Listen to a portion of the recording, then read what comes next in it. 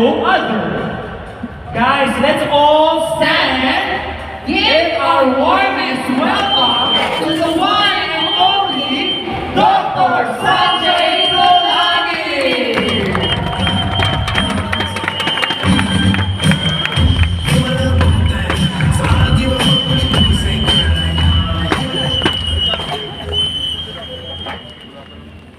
Thank you very much. Now, quick one. Every single one of you had the opportunity yesterday to review what you have been learning yesterday, correct? Now, the biggest problem with learning is if you don't implement it, you will forget. So I'm going to give you the rule of 72. Right? I'm going to give you the rule of 72. Whatever you learn, if you use within 72 hours, you will remember. If you don't use it within 72 hours, you will forget. So, whatever you use in the next 72 hours will stay with you. Are we clear? Yes. Alright, number 2. If you cannot teach it, you did not learn it. If you cannot teach it, you did not learn it. So, please teach each other what you learned. If you cannot teach, you say, oh yeah, I know, but you cannot teach, you did not learn. Just keep this in mind. Alright? Now, today we're going to discuss some very advanced strategies that I believe every single financial advisor should.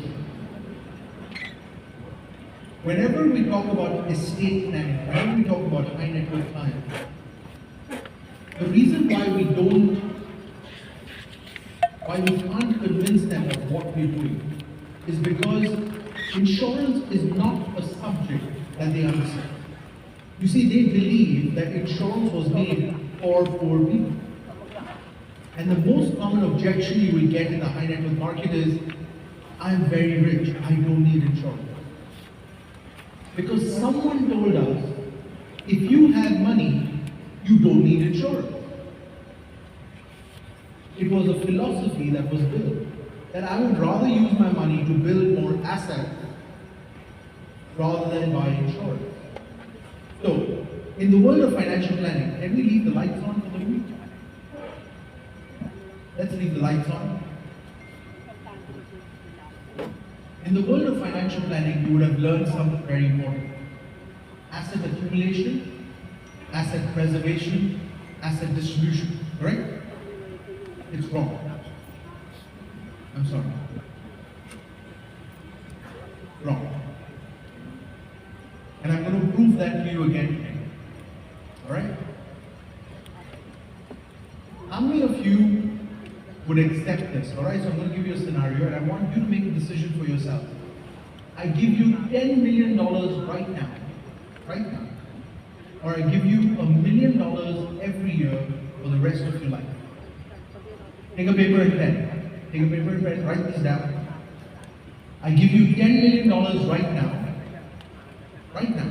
Okay, I give you $10 million right now, or $1 million every year for the rest of your life. What would you choose? Either or. You drop the echo. $10 million right now, or $1 million every year for the rest of your life. Alright, how many of you want $10 million right now? Can you please stand up? Please stand up. Those who want $10 million right now. Those who want $1 million every year for the rest of life, sit down. Keep sitting. Those of you who want $1 million every year, only the guys who want 10 million right now. Okay, 1, 2, 3, 4, 5. Only 5 people. And that's proof. That's proof that you would rather have income instead of assets. Income is a more important variable than assets. So why are we taught asset accumulation? Why are we not taught income accumulation. What we truly want to believe, and I'm going to show this to you as a very simple presentation.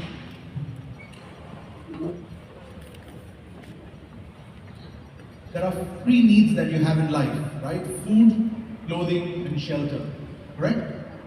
Your food, clothing, and shelter is basically only on one variable, which is your income. Your income decides the kind of food you eat. Your income decides the kind of clothes you wear. Your income decides the kind of house you live in.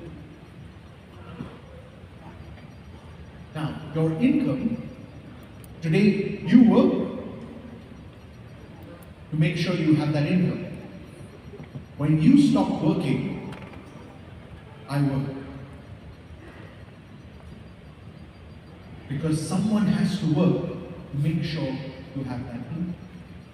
But there's a formula as to how much I can work. I can't work forever, correct? There's a formula, and the formula is very simple.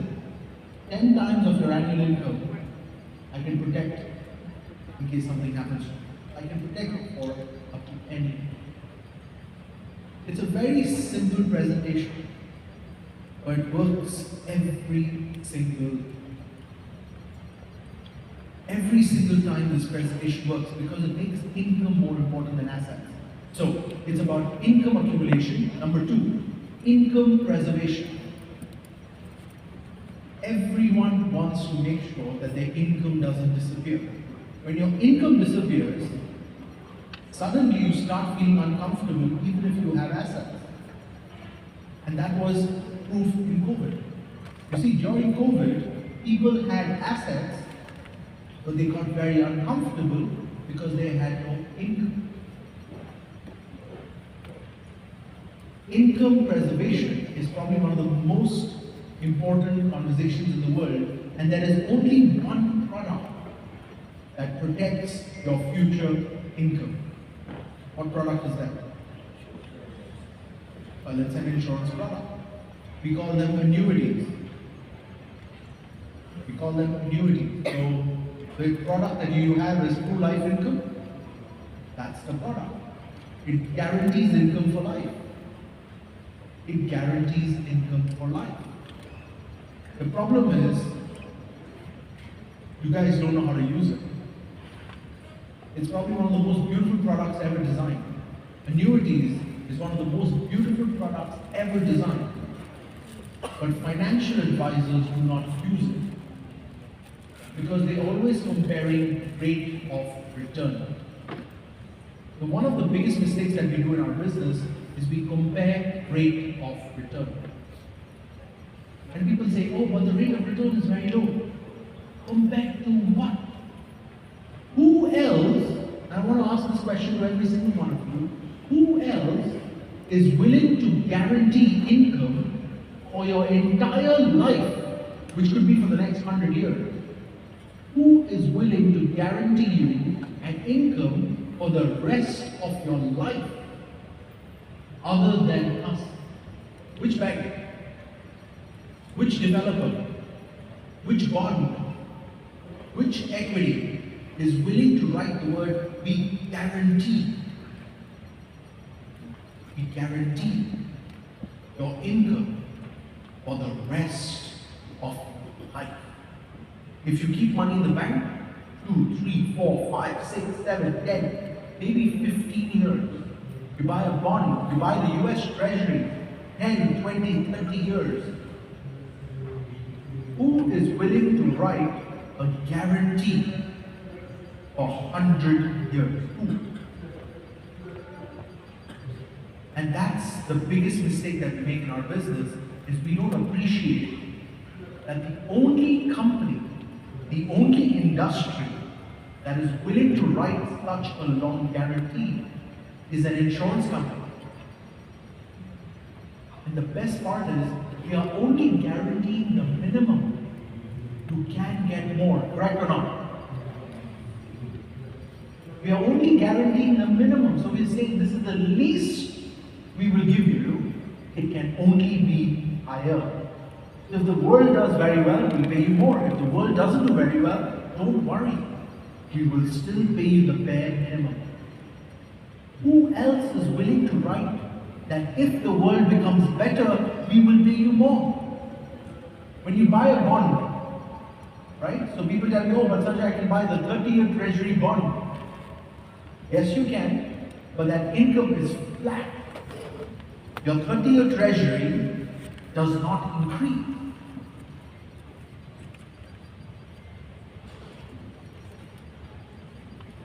You buy a dividend portfolio.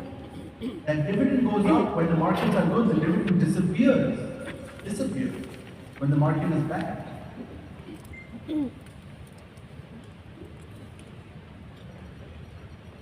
But we as advisors don't believe in our own product because we think we are competing with other assets. When in reality we don't have any other assets to compete with. Right? Now, you want to learn a presentation to explain this to a client? Yes? Alright.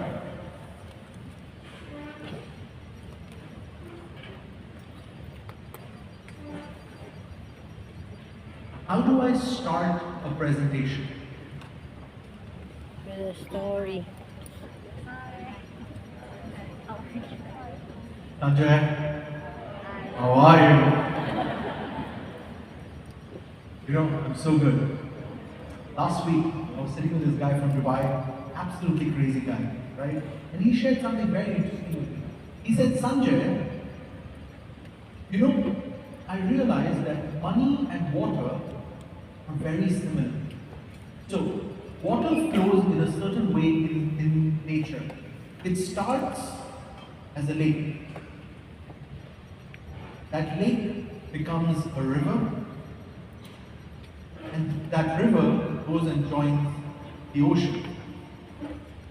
Now, the ocean will evaporate, there'll be clouds, there'll be rainfall, the water will fill up the lake will again become a river, and the river will come into the ocean.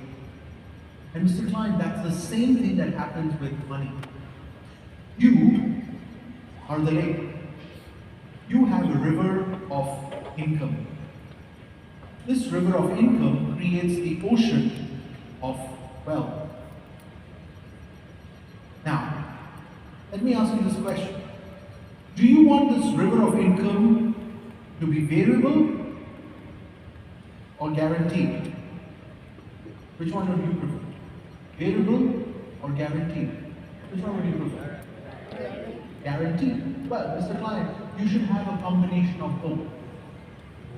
Because when the season is good, the variable is good. When the season is bad, the guaranteed ensures that there's always some water river. You don't want the river to dry up. Right? And your job during your lifetime is to convert your variable to guaranteed. You should slowly keep converting your variable into guaranteed. And that is true financial planning. Where you go from variable to guaranteed. You should have more and more and more guaranteed income as time goes on, while making sure that when the markets go up, when things are going extremely well, you have a variable component. So my company came up with a product that does exactly that. We give you a minimum guarantee, and the markets do well, we add on a variable component. By the way, it also gets passed on to the next generation, because whatever you create will also become an ocean of wealth for the next generation. So the river does not disappear. It creates an ocean for the next generation. How difficult is this presentation? 2 minutes? 3 minutes? What is this product called? Lifetime income. Pretty much that.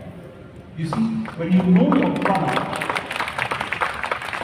did I talk about buy this much, you get this much sum assured? Did I mention the product in my presentation? Did I mention the company in my presentation? Because it doesn't matter.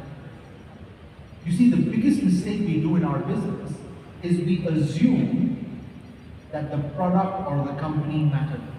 It doesn't. It's you. You are the doctor. Keep this in mind. Alright?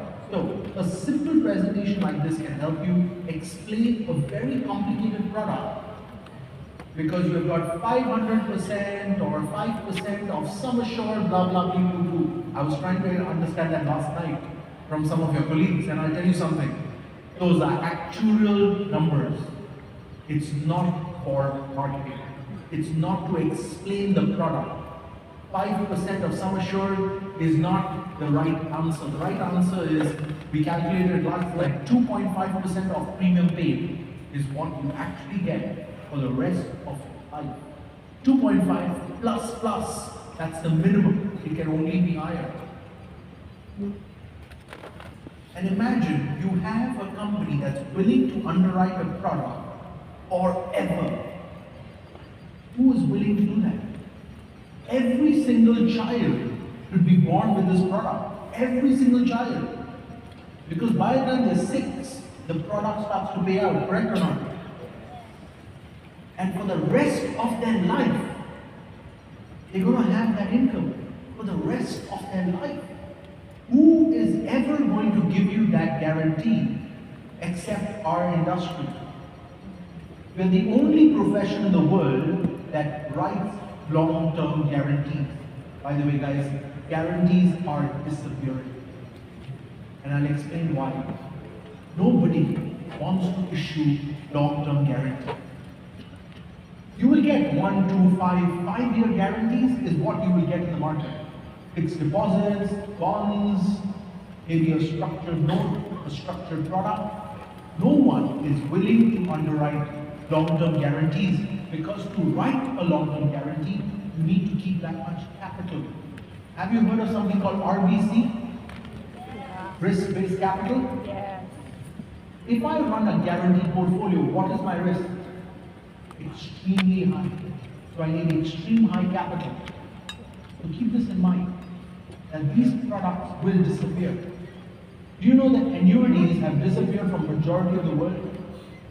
Because nobody wants to write such long-term guarantees. 10 years, 15 years, maybe even 20 years, okay. Lifetime? For the rest of your life. By the way, what was the good news and the bad news I gave you yesterday? You're going to live to 150. That's the bad news. Who's willing to write a 150-year guarantee for you? Nobody. You see the problem? Imagine at the age of 100, all of a sudden you are told no more money. Are you going to go to work at 100? Or 85? Or 75?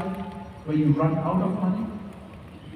We're the only industry underwriting longevity risk. You see, if you die too young, for that we have life insurance. If you live too long, because there are only 2 problems you have to solve. You either die too young or you live too long. If you die too young, the problem is solved by life insurance.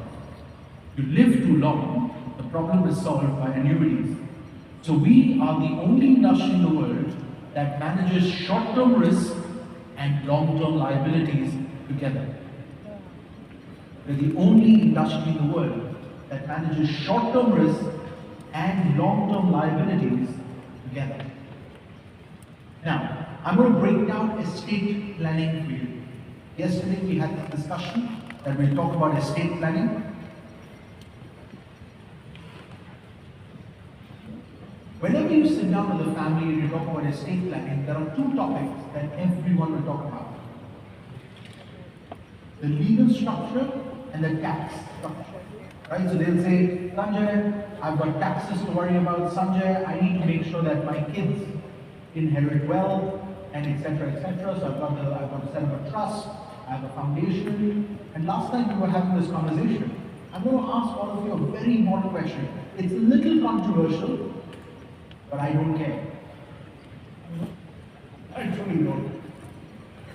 I'm going to ask you a very controversial question, and I want you to write this answer very carefully, because it has nothing to do with me, it has everything to do with you. If you are in hospital,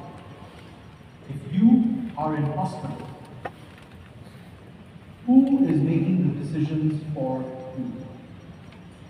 If you are in hospital, who is making the decisions for you? Write that person's name. Very important for you to know that. And I'll give you a simple example. In 2009, my father had a brain stroke. He's the smartest man I know. But who do you think was making the decisions for him? Your mom. Do you think it was my mom? How many of you think it was my mom? Right? Some of you think it's my mom? Good. Who do you think it was me? That's right. He did not have a choice. His life was in my hands. Right? True story. 2009. And how old was I? 24.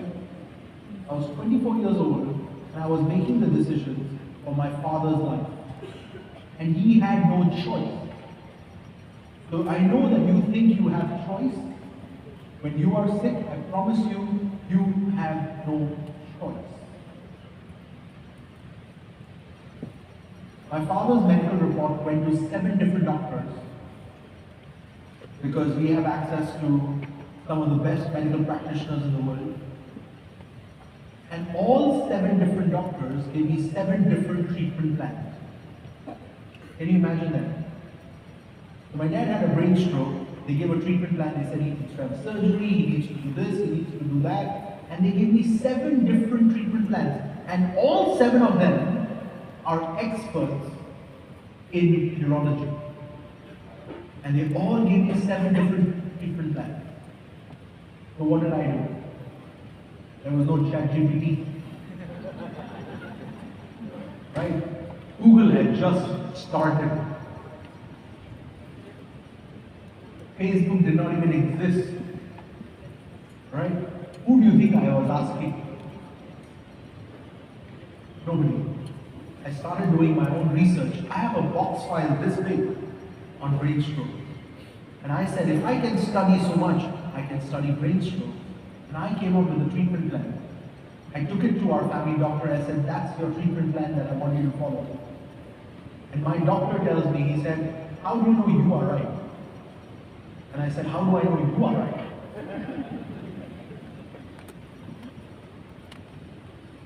My father, my decision. Now, I was willing to do the research. What do you think most families do? Doctor, whatever you think is right, please do. That's pretty much the answer they give. Correct or not?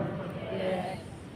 So I want you to think about this. When you are in hospital, who around you is willing to challenge the doctor? Think about it. Second example, 2009. 2009 was my year in hospital for some reason. My grandmother, unfortunately, also had a brain stroke. My dad and my grandma, same year, had a brain stroke. Now my grandmother has 5 kids, right? And she was on a ventilator, and we had to make decisions for her life on whether to keep her on the ventilator, get her off the ventilator. And her 5 kids were sitting in the hospital and they were discussing.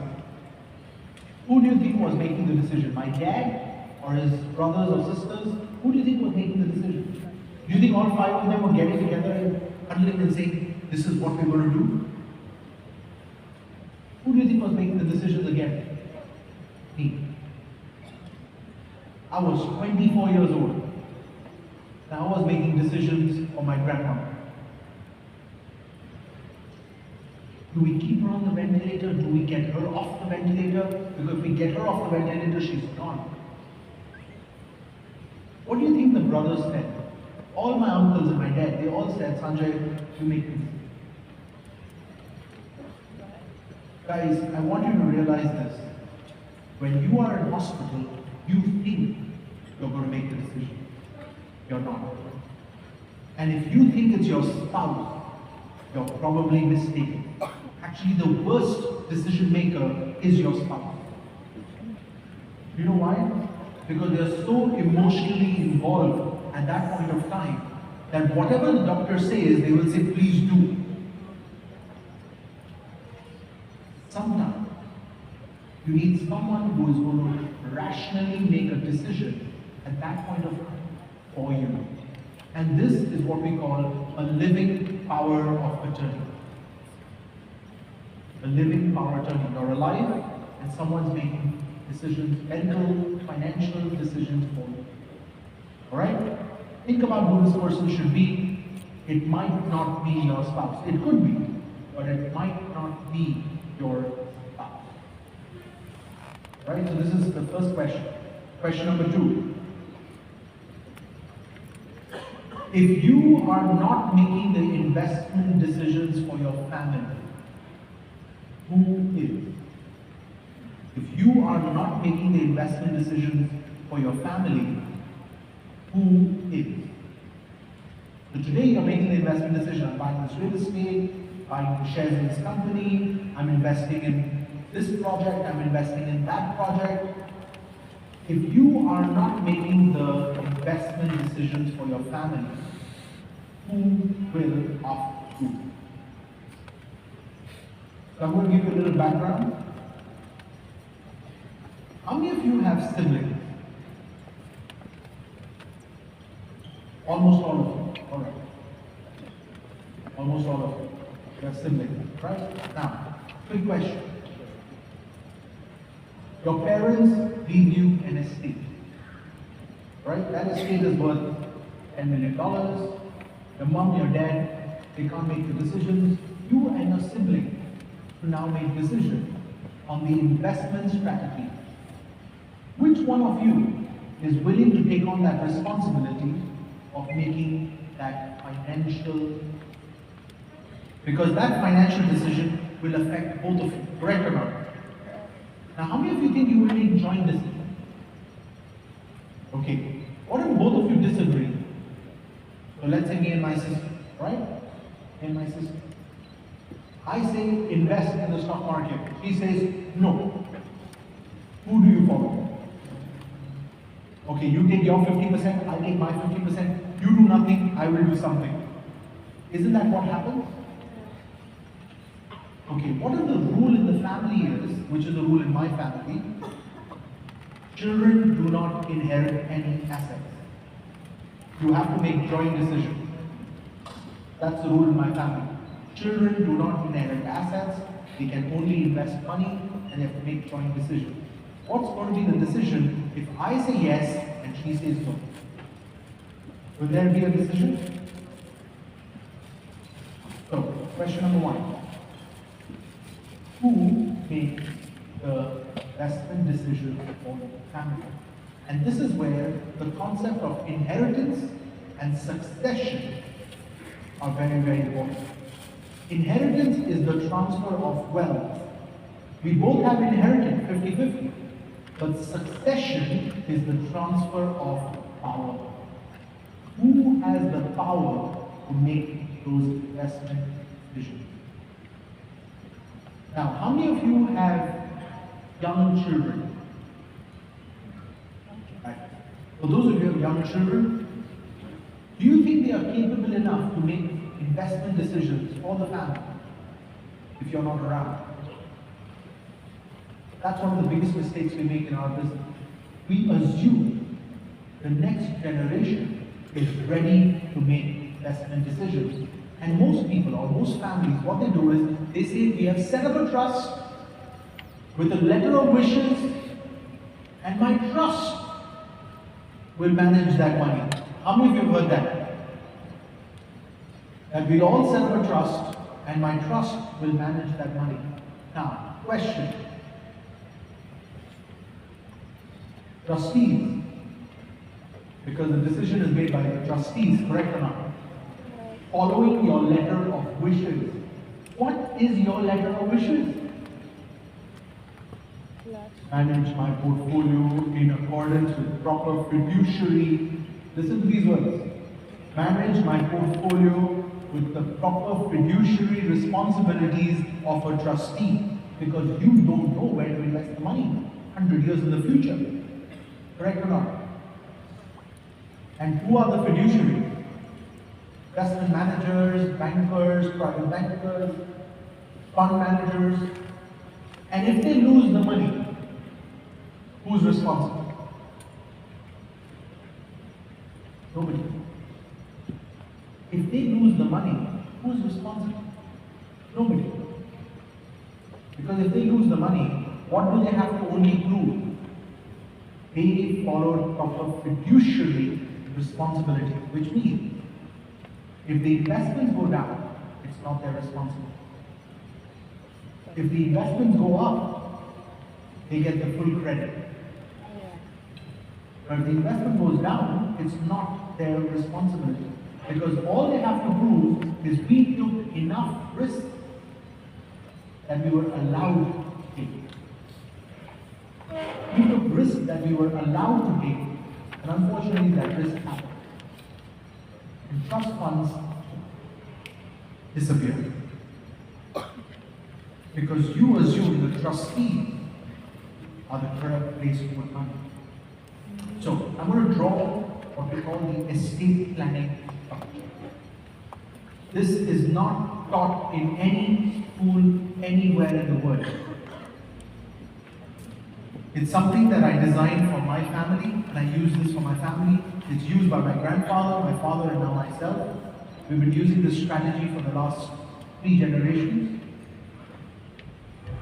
There are 7 levels to estate planning. Level number 1, the legal structure. So you need to have the right legal structure. Do you use a trust, a foundation, or a holding company, a family office, etc.? Right? So that's level 1. Level 2 is what we call tax. The biggest losses in an estate are taxes. Income tax, write these taxes down. Income tax, capital gains tax, inheritance tax. Alright? Number 3, inheritance. Number 3 is inheritance.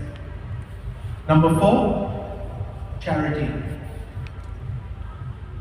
Number 5, retirement. Number 6 is income. And number 7 is asset transfer.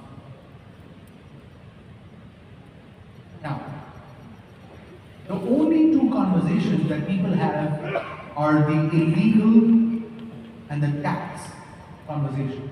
They say, Sanjay, I've already got the legal structure, I've already done my tax planning, so we have managed to find a way to reduce income tax, reduce capital gains tax, reduce inheritance tax. We've already done the planning for that. And usually the people involved, how many of you are qualified lawyers? None of you, right? So the legal structure is managed by the lawyers. How many of you are qualified CPAs or chartered accountants? 5 hands, right? So 5 of you are qualified to give some tax planning advice. Alright, I'm going to teach you 3 words today. Tax evasion, tax avoidance, tax planning. Write these down. Tax evasion, tax avoidance, tax planning. Tax evasion is 100% illegal activity. What does that mean? I don't want to pay my taxes and I'm going to hide my taxes. That's 100% illegal activity. Please do not do it. Because when you're caught, the consequences can be very, very severe. Alright?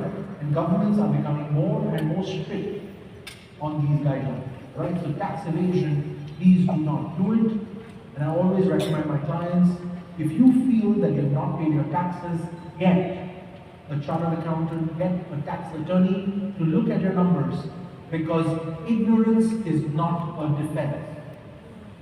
I don't know is not a defense. You cannot go to court and say, I did not know. That's your problem. I don't know or ignorance is not a defense. Keep this in mind. Number 2, tax avoidance. The government allows you under certain guidelines to avoid certain taxes. Correct or not? And for that, you will have a third-party financial consultant, like an attorney, like a chartered accountant, like a financial advisor, that will guide you on which taxes the government allows you to avoid and in which scenarios. For example, during COVID, the government gave a lot of tax incentives, correct or not? Because you're allowed to avoid certain taxes under certain guidelines. And these guidelines are very important for you to understand. Number 3 is tax planning. There is no tax. There is no code. There is no tax code. For example, is there inheritance tax in Philippines? Yes or no? Yes. Yes or no? Yes. How much is the inheritance tax? 6%? Alright. Now, is that only on Filipino assets or is that on global assets? Is that on Filipino assets or is that on global assets? You know? You do not. Don't know. Alright. Very good. Find out. Very important question. Now, if you're married to a foreigner,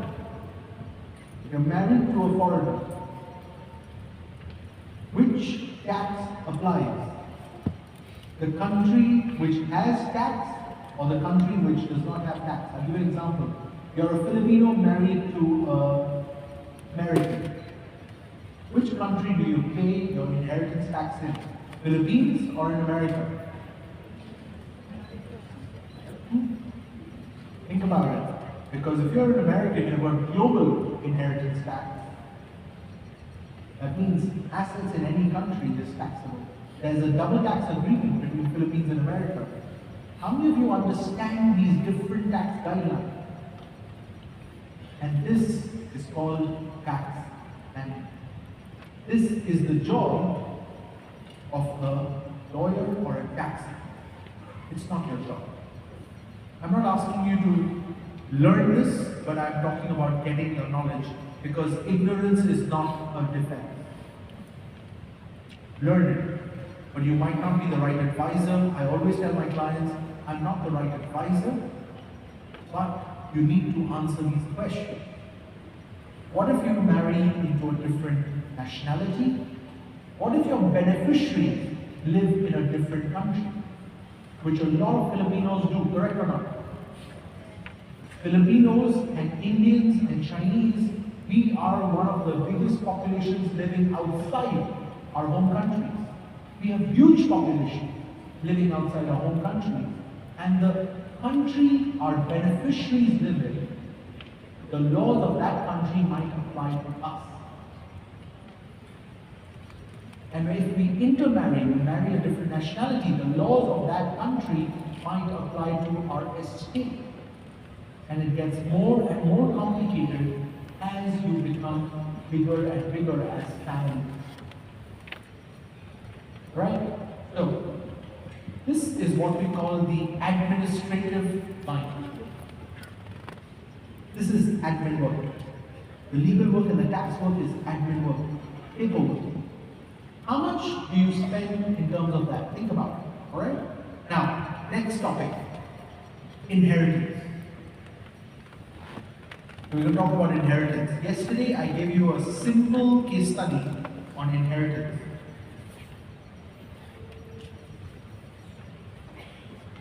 What is the case study I showed you yesterday? Grandfather started the business. He has 2 children, A and B. A has 2 kids, A1, A2. And B has one child, B1.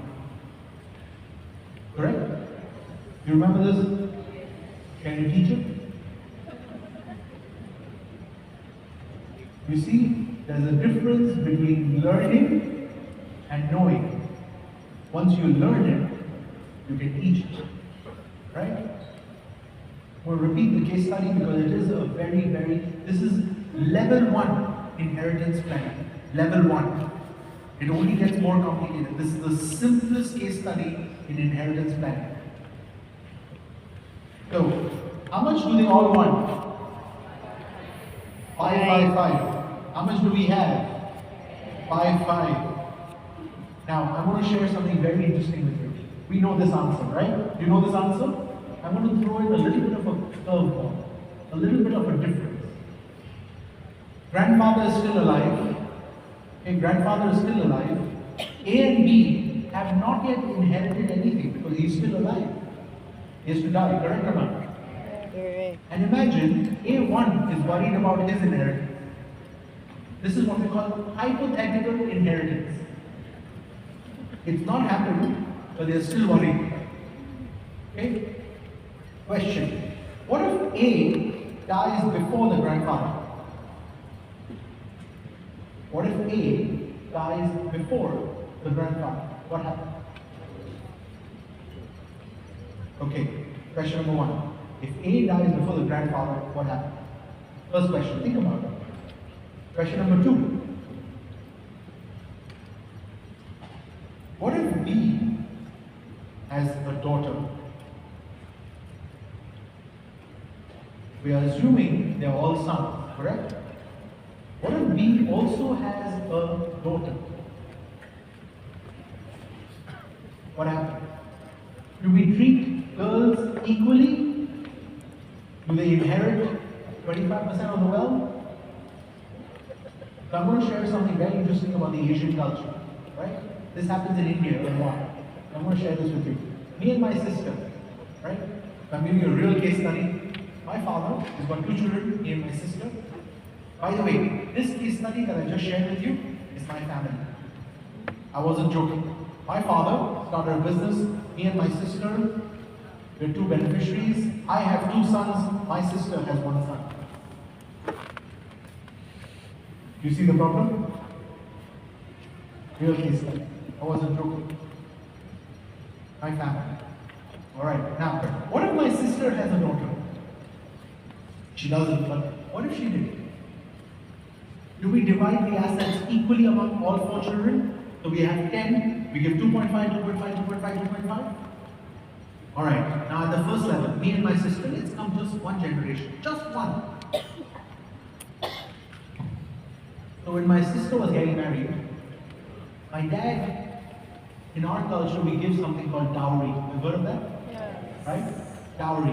What is dowry? Dowry is a portion of the wealth that is kept for the daughter. We give it to the daughter. So he gave her the cash, gave her jewelry, gave her some properties. Okay? And what was I left with? The business, the liabilities, all the cash was gone. So I told my dad, why can't I be the girl?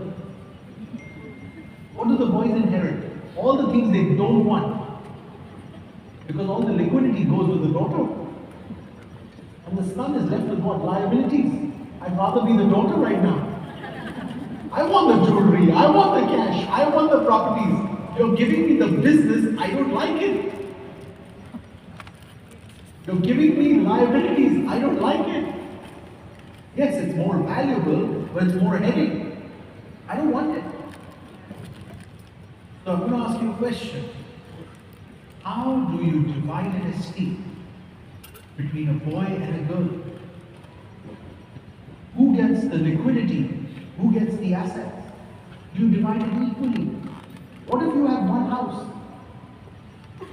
And I'm living in that house and suddenly my sister says, I own 50% of that house.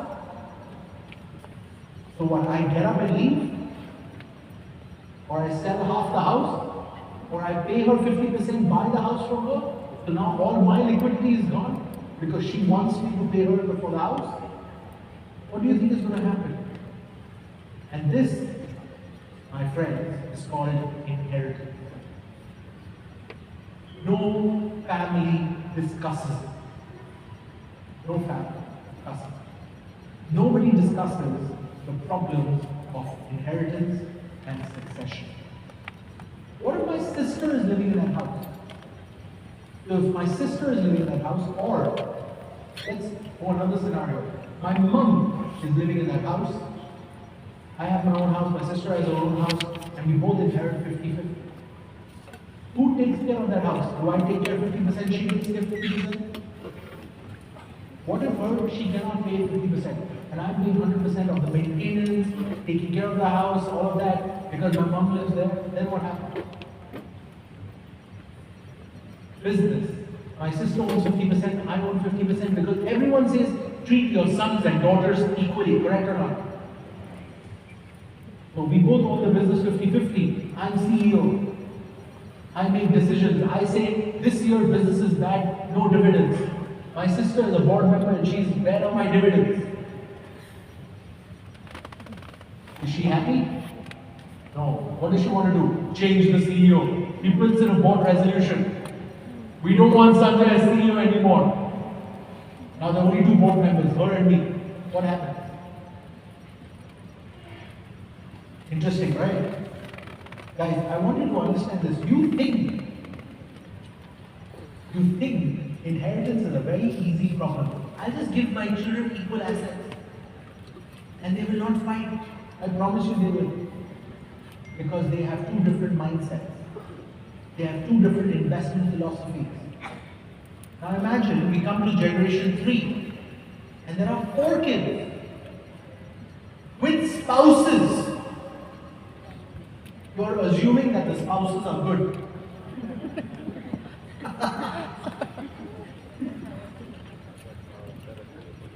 I have 23 sisters. I have 23 brother-in-laws. Some of them are amazing, some of them.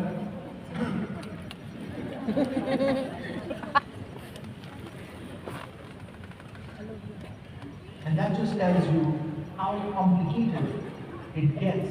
And that's why the third generation syndrome is absolutely real. First generation starts it, second one manages it, the third one destroys it. They actually don't destroy it, they divide it. And when they divide it, it gets destroyed. Imagine going to generation 4.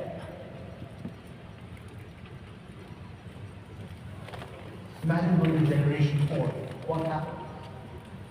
It gets further divided. What is the probability of wealth surviving more than 3 generations? 0.001%.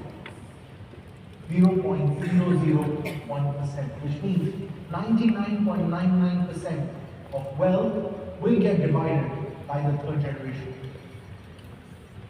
My family has been wealthy for the last 150 years. Our family office started in 1874. We have divided wealth 9 times the last 150. Why am I sharing this with you? Do you think we agree? No. We have a lot of disagreement. But I'll tell you what we agree on. And this is something I learned while working for some very wealthy families. I can't mention those names.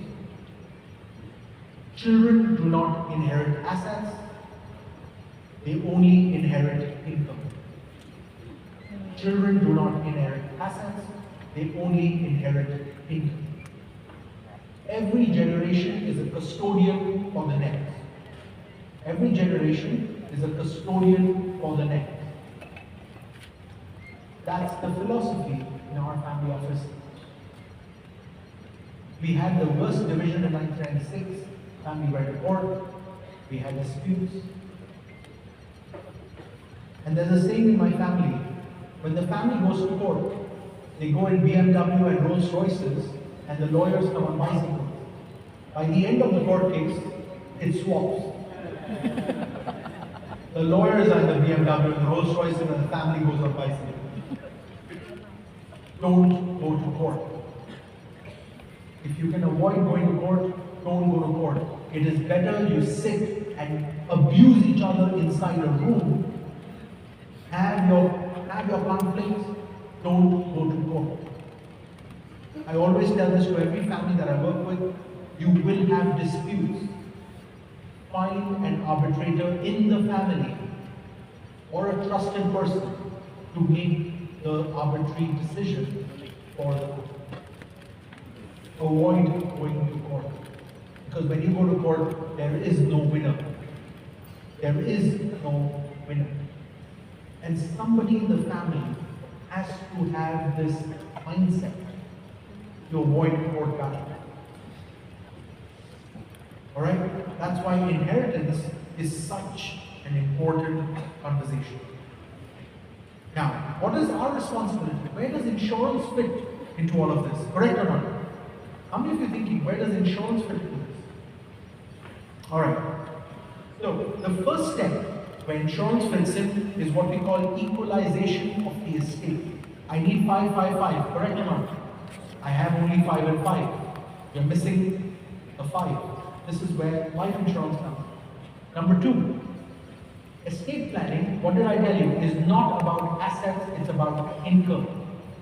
We have products like annuities. So all the children will only inherit the income from the annuity. They do not inherit the capital. By the way, we have a rule in the family, we do not distribute more than 75% of the income. We do not distribute more than 75% of the income. 25% has to get reinvested into the portfolio.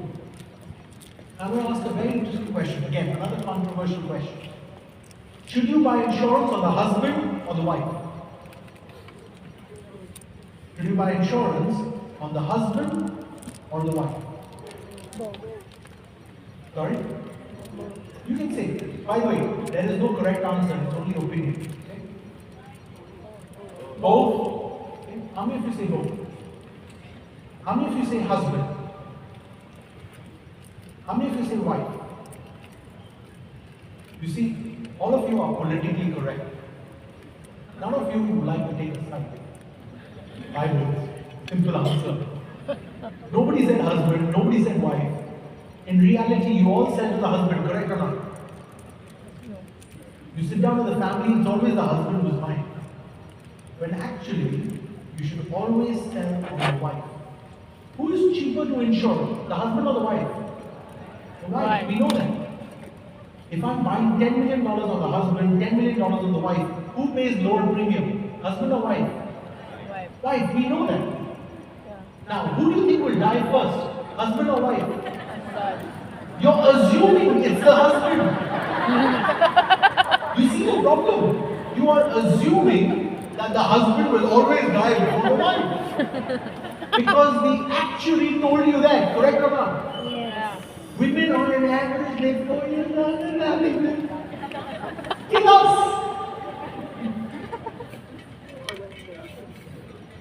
Who is the beneficiary of the policy? The spouse or the children? The children. You're buying life insurance for the children. You're assuming the husband will die before the wife. I'm actually working on a case right now. Client tells me, Sanjay, I want to buy $100 million of life insurance. And I said, brilliant. Who is the beneficiary? And he said, well, it's for my children. I said, fantastic. Why are you buying it on your life? And he said, well, because me. And I said, no. You're going to buy the $100 million on your wife. And he said, why my wife? She has no insurance. I said, because how do you know you will die before her? You're assuming you'll die before her. The money is for your children. To buy $100 million, your cost is $20 million. If your wife buys, the cost is $15 million. You save $5 million just by buying the insurance on your wife. Like, oh, my wife is so much cheaper. I said, yes. And you're assuming that you will die before your wife. It's not the children anyways. Would you rather pay $20 million for 100 or $15 million for 100? 15, correct or not? Do one thing. Buy 15, buy 100 on your wife. With that 5, you can buy additional 20. So you'll buy 20 on you and 100 on your wife. So you've paid the same 20 that you budget. You budgeted 20, correct or not? We budgeted 20. So we'll take 5 million, buy 20 on you. We'll take the 15 million, buy 100 on your wife. So now our total is how much? 120 for the same 20 million that you were willing to pay. So I ended up selling 2 contracts. I did not change the premium, but I issued $120 million of life insurance for his kids.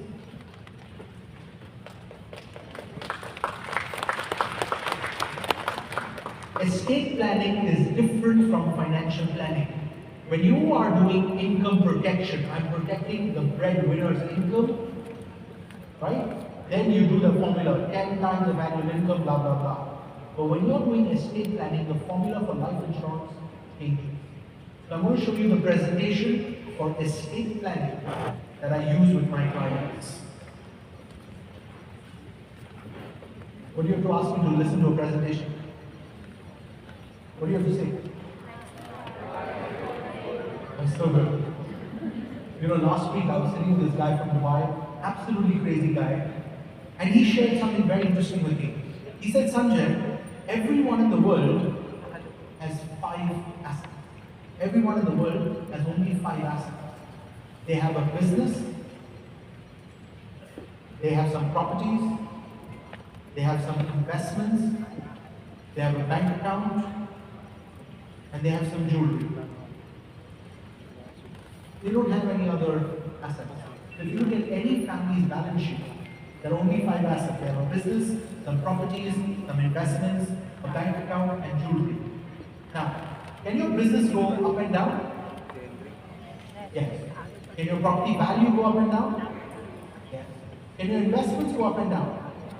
Yes. And depending on how these 3 are performing, your bank account can also go up and down. Correct or not? Yes. Your jewelry has no value because your wife will never allow you to sell. It has no value. Now, we're in 2025. Let's say the net worth of your estate is $10 million. By 2035, how much do you think this $10 million has become? How much do you think it's become in 10 years? 20? Okay, so 10 has become 20. Can this 10 also become 7? Yes or no? Yes. Mr. Klein, you see, your 10 can also become 7. But as long as you are there, I totally trust you can shift it from 7 to 20. Because you've done it before, you can do it again. You see, you are a genius. There's nothing that is stopping you from converting 7 to 20. But if something happens to you, there is a huge gap. There's a huge gap. So imagine you're driving on the road in a beautiful Rolls Royce, right? It's a very smooth ride, but suddenly there is a pothole. What happened? Get a little bit of a jerk. So your car has something called a shock absorber that helps you come out of a bad road. So your estate is exactly like that. You need a shock absorber. And there's a special product which is called gap insurance that acts like a shock absorber when things go bad. And there's a simple formula to know how much gap insurance you need. The formula is 25 to 50% of your net worth. So, what is 50% of 10 million? 5 million. 7 plus 5 is how much? 12. Now you see, if something happened to you, I would create instantly $5 million to create the shock absorber to get your family out of the problem. But if nothing happens to you, right, things are going very well, you still get 20 plus 5.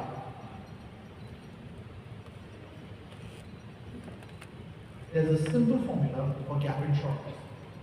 How long did this presentation take? 2 minutes, 3 minutes, 4 minutes? What do you guys stop for 1 hour? I still don't understand.